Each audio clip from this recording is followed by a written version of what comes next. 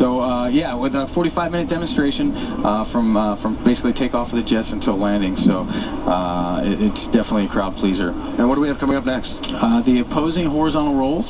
So here's where they'll pitch up. They'll each do 720 degrees of roll as they cross over center point with minimum separation. Boom. There's one roll, two rolls, and they'll finish upright and then clear behind the crowd.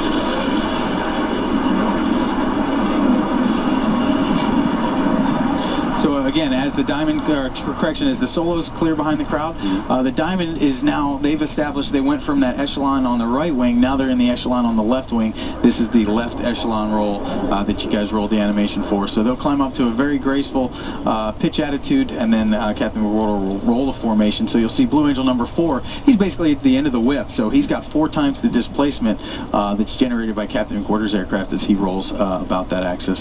And imagine an extra bit of difficulty flying over the bay would have to do with altitude, and it would do with a lot of mountains and tall buildings. Yeah, you know, we travel around the country. We just did the Kaneohe Bay show there in Oahu, and they've got quite a bit of vertical terrain there, so that's challenging. But we take the show on the road, and that's why that Thursday is so critical for us to fly around and take a look at the profiles and see how some of the obstructions are going to make Captain McWhorter and Blue Angels 5 and 6 alter their profiles to make sure that we can ultimately put on a safe demonstration. Talk about the role they're performing. Yeah, right. very graceful. There you go. 4 smoke trails, all pilots in position, and then they'll slowly exit to crowd right.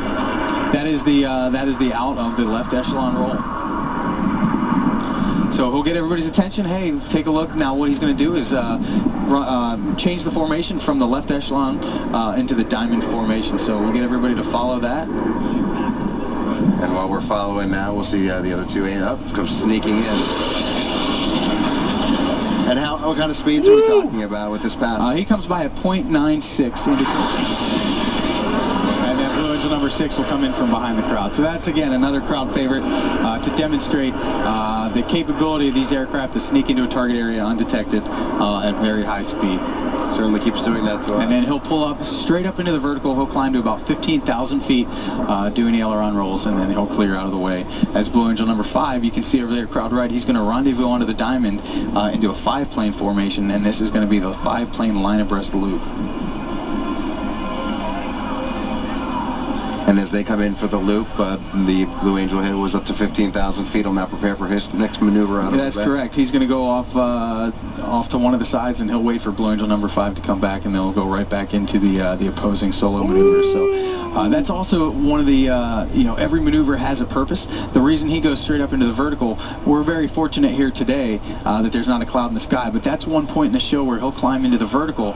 If there's clouds up there, he'll take a look at how high those clouds are, because, during a 45-minute demonstration, there's the possibility that the weather will change while we're flying. So if the clouds were low and they had to start with, we actually have 5 variations of our show that most people aren't aware of. So if they had to start with a low variation of the show, and at this point in the show, if Blue Angel number 6 can go straight up into the vertical, and he realizes there's 10,000 feet of clear airspace, then he can say, hey, let's do recommend a high show, and then Captain McWhorter can transition. So here they executed what's known as the 5-plane line abreast flat pass. So for some reason they elected not to go up into the vertical. I'm obviously not on a radio listening to the jets.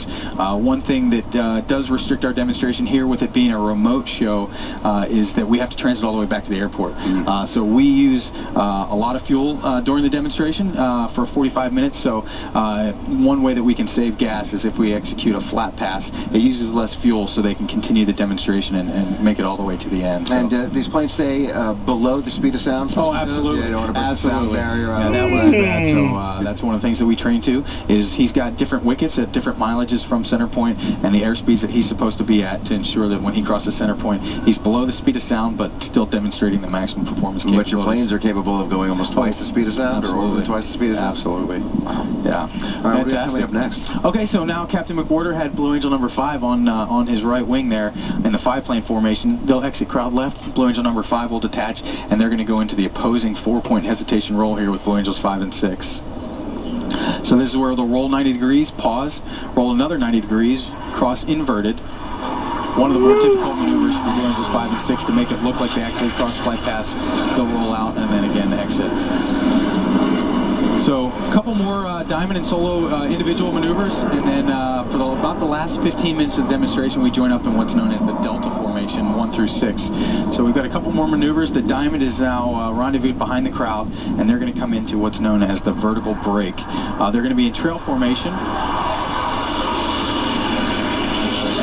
They say go diamond, and then 2 and 3 go out to their respective wings. 4 collapses on the slot, and he says smoke on, ready, break, and they all exit in a different direction. Very graceful, big crowd favorite.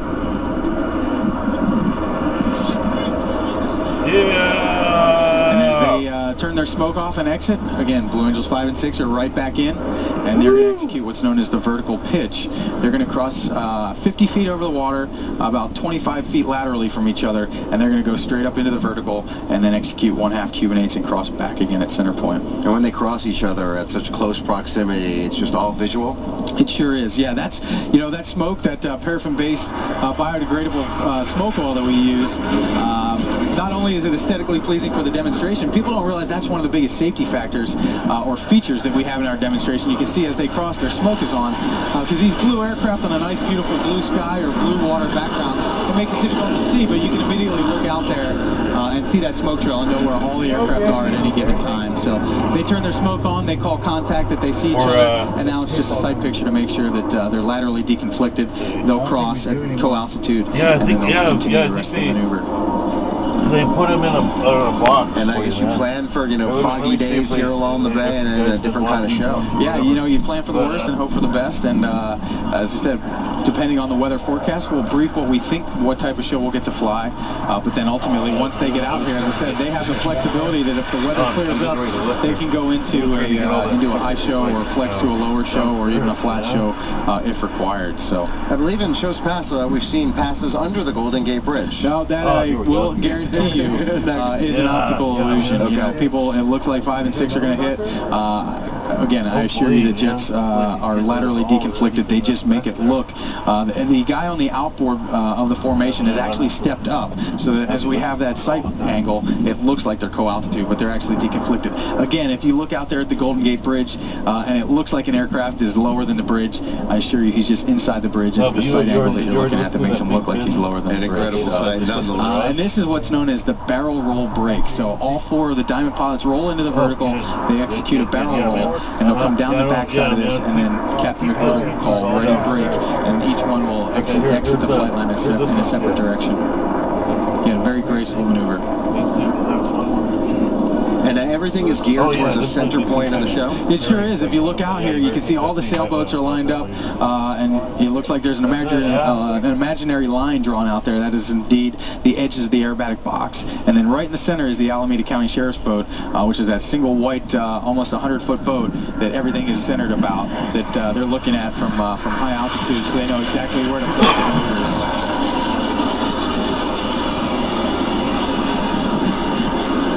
We'll continue with our Blue Angels Live special here on Cron 4 with Lieutenant Commander Todd Royals, and be right back on Blue Angels Live, presented by Jeep. More amazing air acrobatics coming up on Cron 4's Blue Angels Live, presented by Jeep. Cron 4's Blue Angels Live is brought to you by Jeep, and the unique brand of freedom you'll only find in the full line of Jeep vehicles. Visit Jeep.com. When you harness all of your power, you end up with something truly powerful. At Ram, we only build trucks. That's why our engines are legendary, our technology is extraordinary, and our guarantee is trustworthy. We only build trucks, and that's why there's only one Ram. See for yourself now at Ram Power Days.